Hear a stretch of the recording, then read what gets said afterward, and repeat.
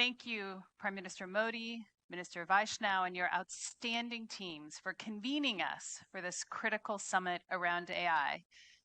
The breadth of distinguished guests from around the world is a recognition of the importance of broad global partnerships to capture the incredible potential of AI and address the risks.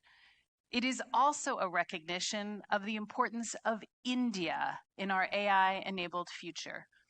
At Accenture, we're incredibly proud to have over 350,000 and growing reinventors here in India. We also have one of the largest AI workforces in the world, tightly integrated with our growing AI hubs in the US, Europe, the Middle East, and Japan. And I want to take this time to thank all of our people in India for your incredible commitment to value and to our clients. Today, I want to leave you with 3 perspectives that we believe will help us ensure that AI's immense potential is captured for the benefit of all. First, using AI as an engine for growth is the only path for global prosperity for all. Second, the agenda ahead of us is unprecedented. Companies, countries, and individuals must reinvent how they work together, and how they learn. And finally, it is humans in the lead, not humans in the loop, that will determine our future. As we turn to the imperative for growth, I want to take you back for a moment to 2013. Oxford University had just published a widely read study that said, based on technology progress at that time, 47% of US jobs would be automatable. Dire headlines and predictions soon followed. One of those technologies was robotic process automation, or RPA. And there were predictions that IT services would be badly damaged because it would automate so many jobs. And in fact, we used RPA to automate thousands of jobs. And we also, as an industry, embraced the new technologies of digital and classical AI, and we created many, many more jobs. We helped our clients adopt RPA, and those who did created investment capacity to invest in new technologies and to grow. And in fact, the IT services industry has thrived over the last decade, including many of India's most successful companies that you've heard from today.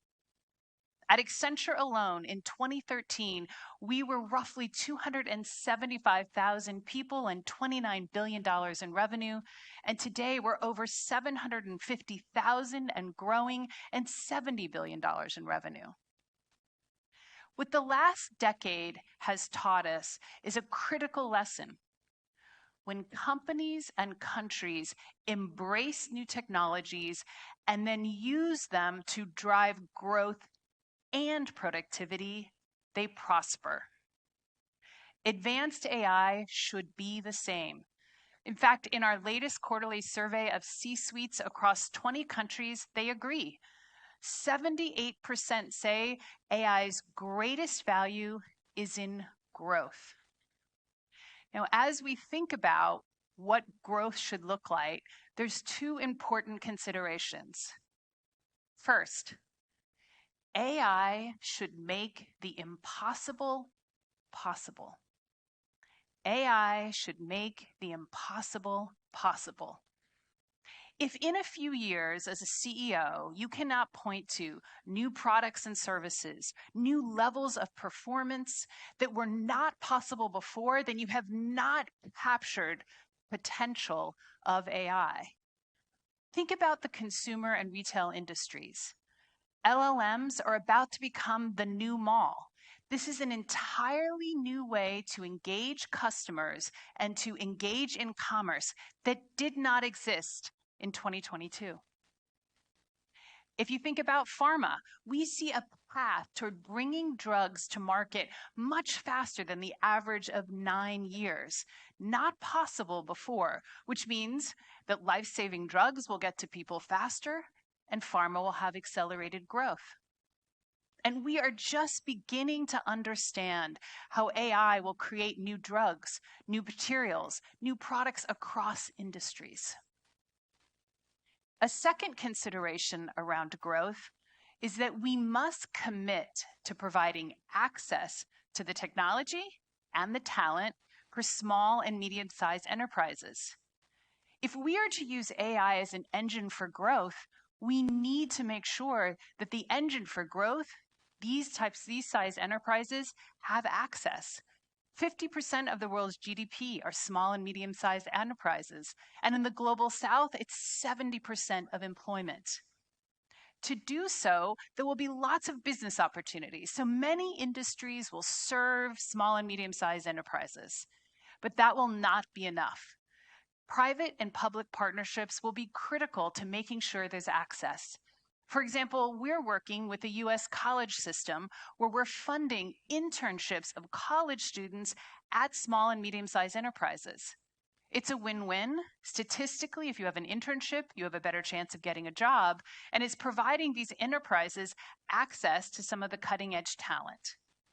And so we must make sure that we're continuing to focus on the small and medium-sized enterprises. Now I know, and we all know, that advanced AI is much more powerful than the technology advancements of the last decade. And of course, that means that the impact is more profound. But that doesn't change the critical lesson that AI must be used for growth and productivity.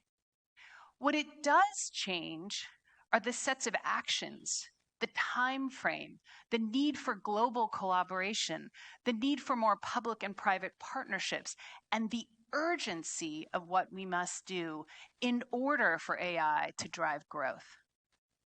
So companies must be willing to reinvent how they operate, their processes, how they've been doing work for the last decades. Underneath the headlines of a failure of AI is mostly a failure to reinvent. Companies have to invest to reshape their workforces, and companies must commit to creating sustained entry-level jobs. Now, entry-level jobs makes economic sense. They're the only way to create future leaders, and they bring needed, truly AI-native talent to each of our organizations. But AI fundamentally is changing what an entry-level job looks like. And so a commitment means we have to be intentional about changing the roles, investing in training, which is exactly what Accenture is doing. We will hire into more entry-level jobs this year than last year. But the skills we require and the way we're onboarding those individuals is fundamentally different. Now, countries must also reinvent. They must reinvent their role and how they work with the private sector. They have to themselves, as governments, become the best credential for why AI matters.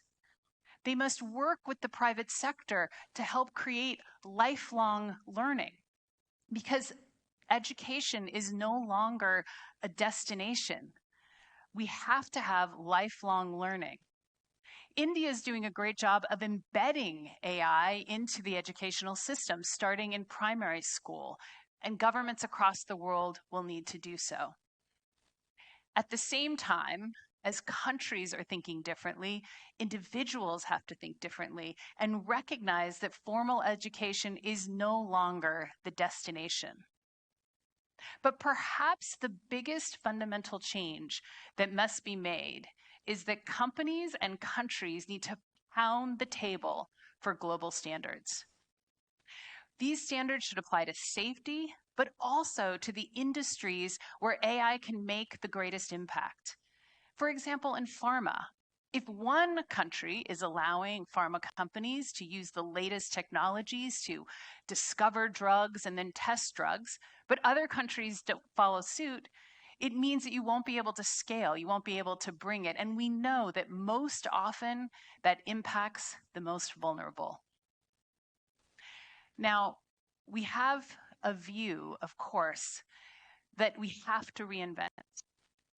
But as we think about that reinvention, core to our future is the fundamental belief that it is humans in the lead, not humans in the loop, that will shape that future. We should not confuse how you deploy AI responsibly. Of course, all of our compliance programs have humans, they have technology. That doesn't change the critical lesson that we've learned over and over again. Technology, no matter how powerful, is only a tool. It is simply a tool. It is leaders who decide how to use those tools.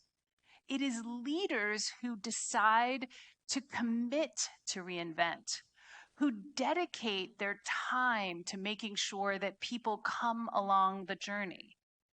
And it is leaders who must choose to work together to ensure the safe, widespread adoption of AI. There are lots of headlines today that predict less jobs, less opportunity, less human relevance. We are here because we see a future of more. At Accenture, we live by 8 leadership essentials, the qualities we believe we need to run our company. And one of them is particularly important. We expect leaders to lead with excellence, confidence, and humility. As we look to our collective future, we should have the confidence to have the unwavering belief that together we can make a future that is better for all. We also must hold ourselves individually and collectively accountable for executing on that belief with a high bar of excellence, because our people around the world are counting on that excellence. And finally, we must all have the humility to know that we cannot do this alone. Thank you very much.